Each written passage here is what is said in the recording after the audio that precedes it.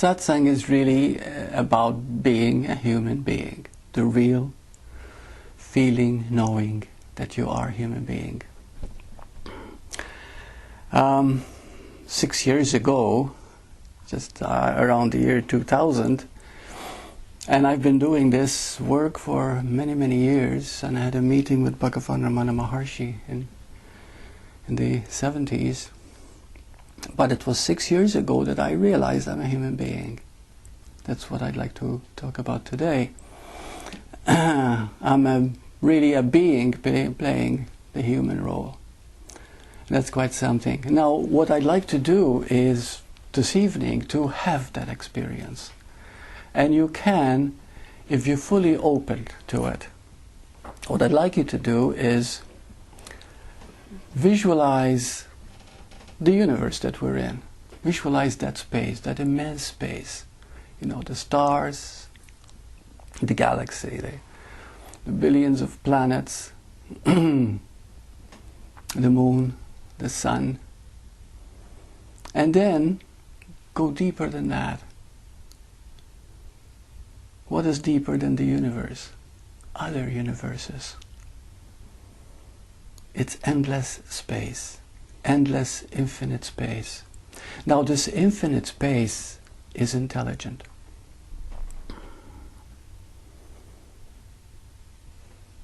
The intelligence, of course, is staggering to the imagination. Now, also imagine within this space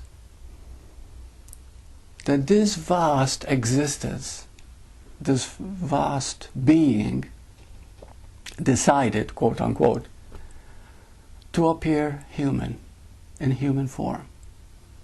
It created a human, and it had to make that human as the universe itself. We are made in that image. You see? The human was made perfectly in that image. We read that in the Bible. We were made in the image of God. Now I'd like you to see something, feel it out. The human was given the ability to sense, see, hear, to experience.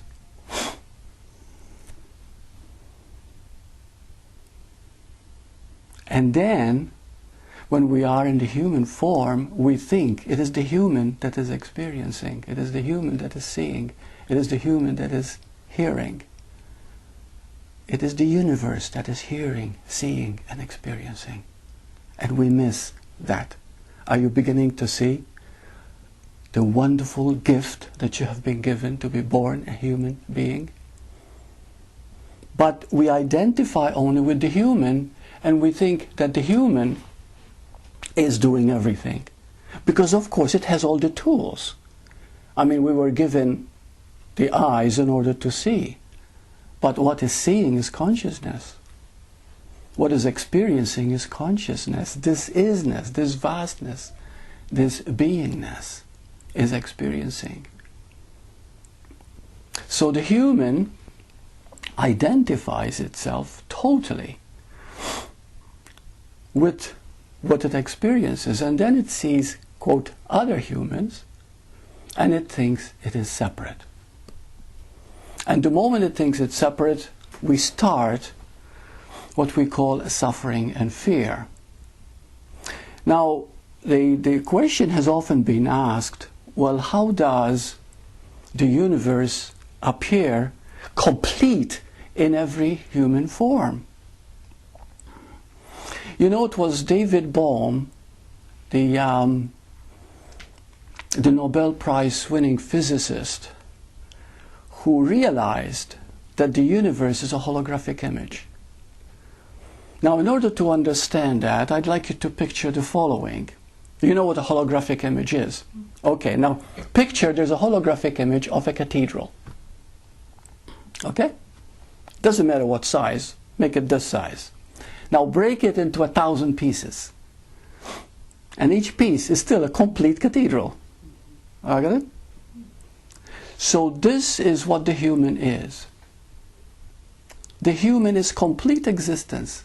And there isn't a law or intelligence in the universe that is not in every human being, but it is in the being. The human is just a shadow, it's just a shell. It is just simply an appearance. You see? The being is doing everything. It's the being that is seeing, the being that is speaking. You see, the being is that is experiencing.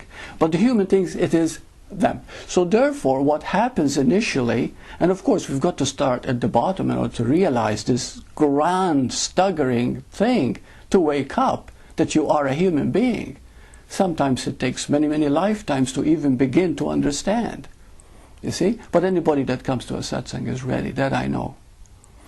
You see? To begin to understand you're a human being, what grace, what beauty, what wonder, what joy to know that you've been blessed. You see? To be given that gift. When you start understanding the gift, even minutely, you begin to understand what true living is, what joy is, and it's all within. It's all in that existence itself. But initially, it's just like climbing a ladder, and the ladder is all the way up to the sky. It has to start from the bottom. You see? So the human has to start experiencing itself from the bottom. Now, of course, the human has been given many attributes. The survival, instinct of survival. Another thing that's being given, and remember that the human is a question.